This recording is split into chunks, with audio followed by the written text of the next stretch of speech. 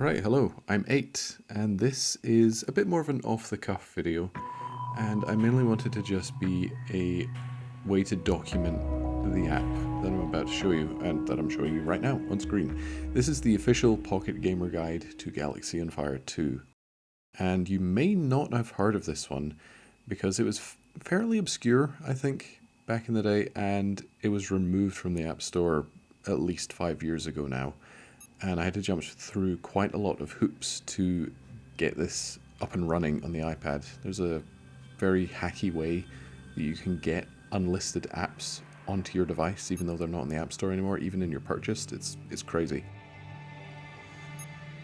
But here we are. This is the PocketGamer Guide. Now, the PocketGamer Guides were a series of virtual books, I guess, but more than books, because as you can see on screen here, there's different screenshots and you can swipe between pages, there's moving parts, there's even sound effects and all that stuff.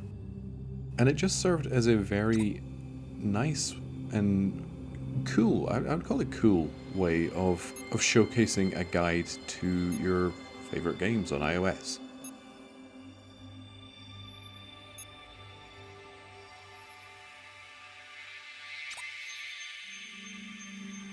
So this was released kind of as a companion piece to Galaxy on Fire 2 Supernova, and as you'll see later on in the video, I'm not going to be talking too much throughout this, but as you'll see later on, there is as you can see right here, there is an entire section dedicated to Supernova, and then at the end there's a full ad for it.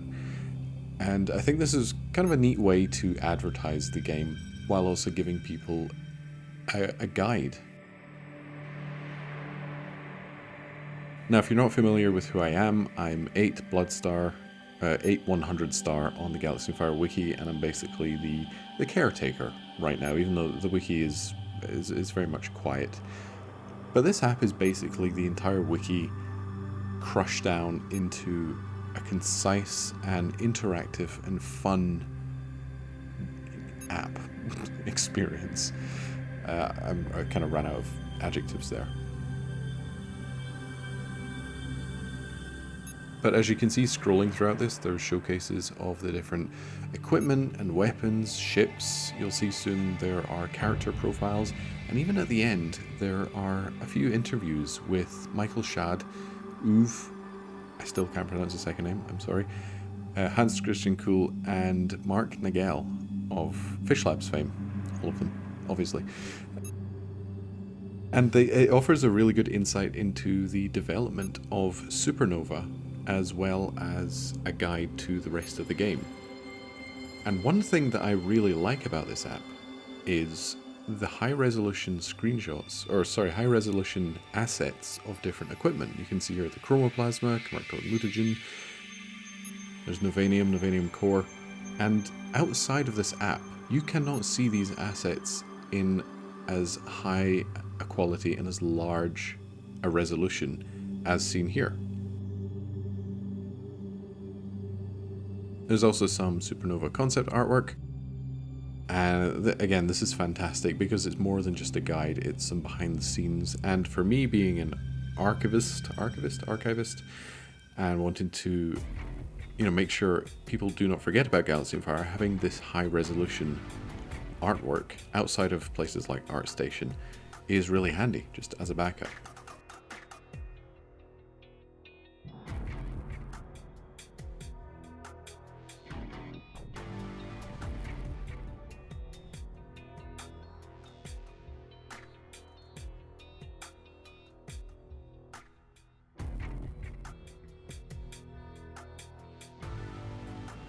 The footage you're seeing here was recorded on an iPad Air, which is running, I believe, the Apple A7 chip. Prior to that, the only time I've ever used this app was on an iPad 3, which ran the A5X chip, which was kind of notorious for being too underpowered for the Retina display on the iPads at the time. And unfortunately, this app, even though it's really cool looking, it is extraordinarily heavy. It's a very large app, actually.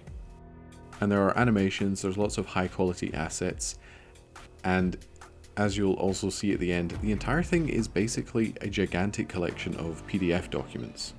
if you've worked with PDF documents before, you know that they can be fairly hefty.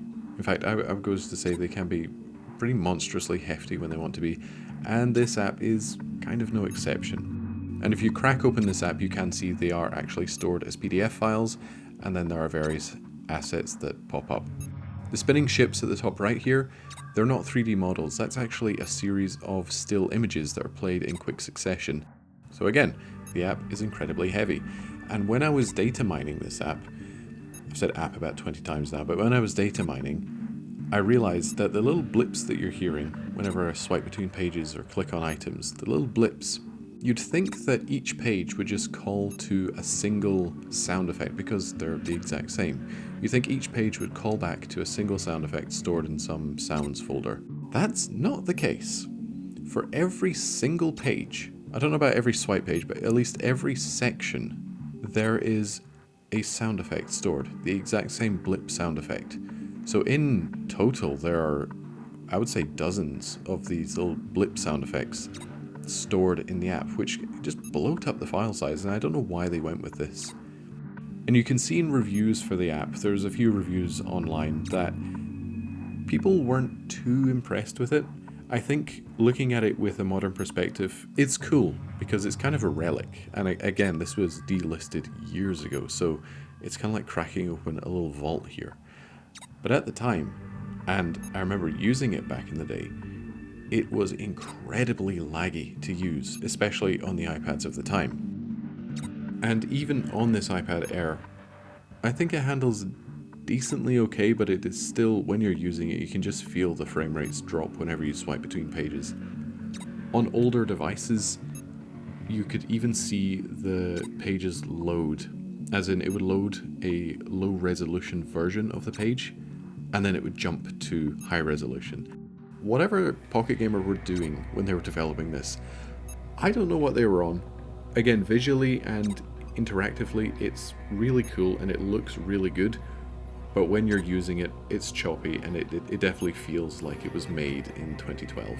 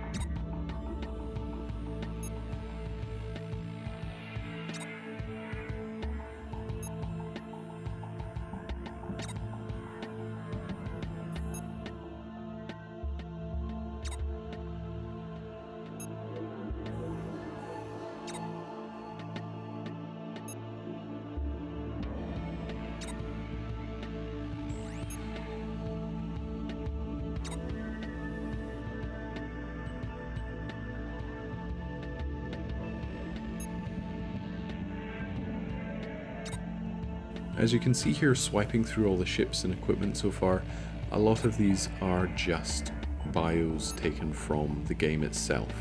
And there's nothing particularly wrong with that, but maybe some insight into why the ships were designed this way, who designed the ships, who were responsible for designing, modeling, programming. Perhaps would have been a nice addition, but maybe they ran out of time, maybe they just didn't think of it.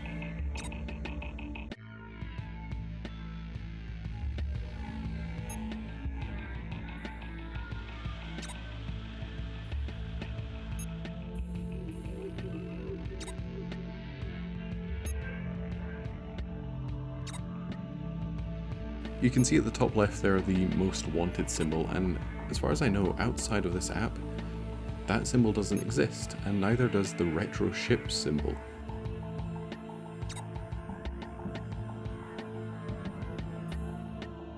These glitch transitions, by the way, they're just me doing this in post because I recorded the pages out of order and I wanted some kind of transition. They're not part of the app.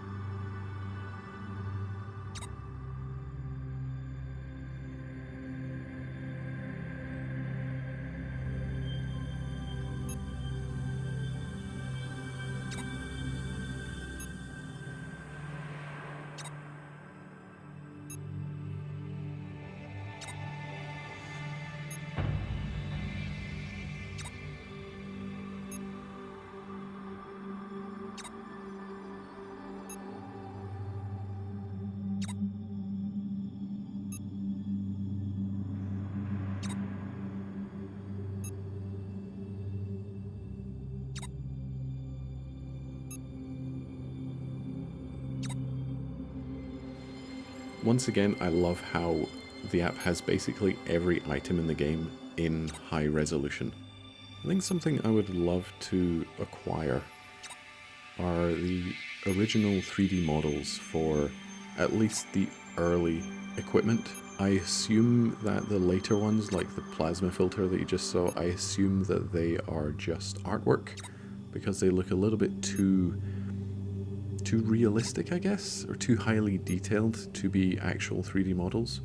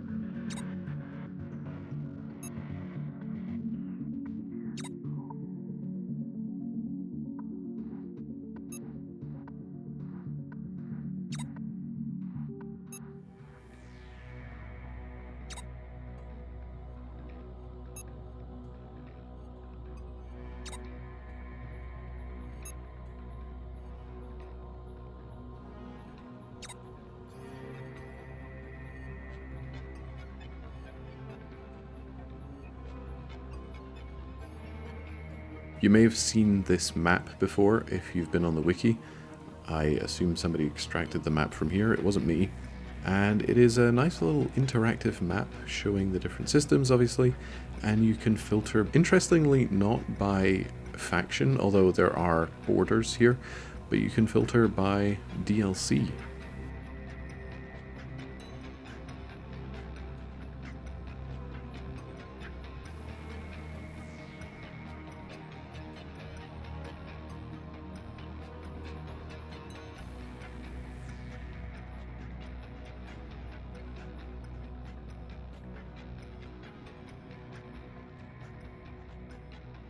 This is where the app comes in handy, I think. There are nice little bite-sized bits of information here of the tech level of different systems, and not just the systems, but the planets within those systems. There are some unique, I believe never seen before, descriptions of each system. So that's cool.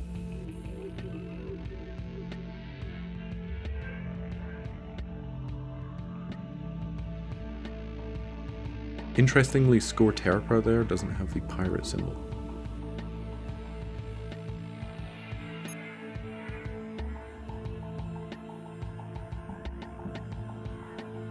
Also interestingly, I've just realized, is in Augmenta there, Demark is not called Demark 1, it's just Demark.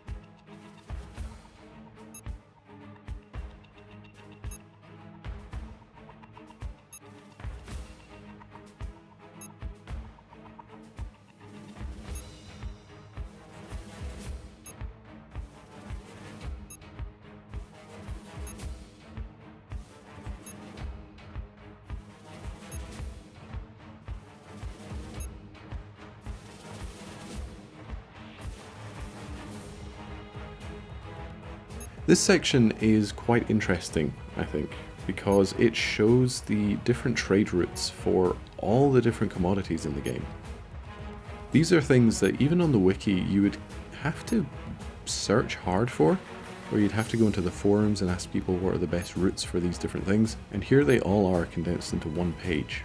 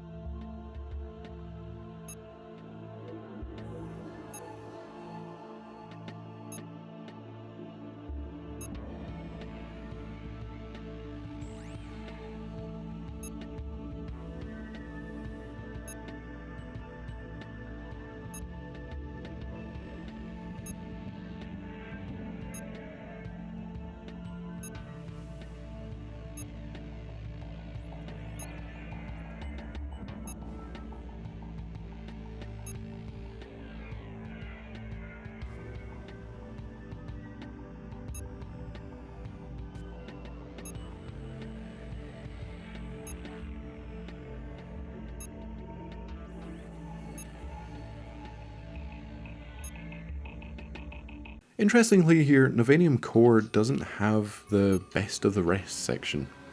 I don't know why, because you can sell the core anywhere else, but that's strange. Same for the plasma.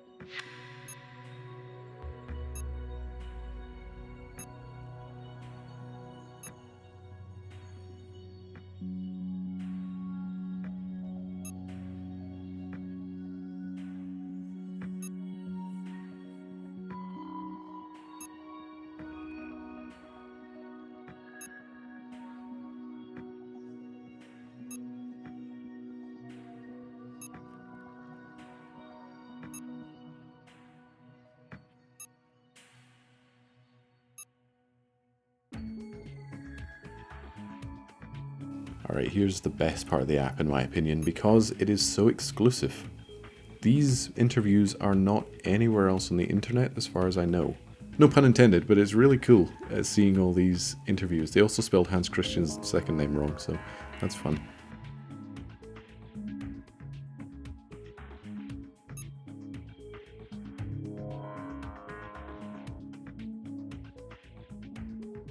But yeah, each of the guys here have their own secret info, not just in the development of the game, but in their tactics and strategies.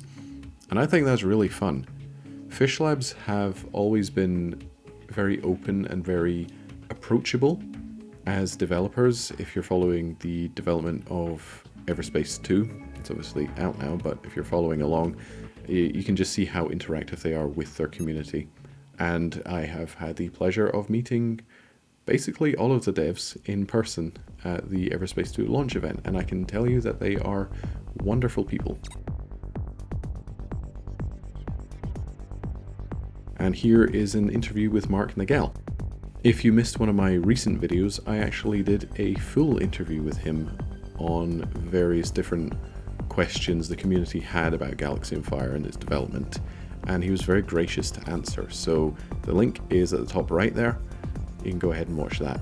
And that interview also features at the end, just as a little Easter egg.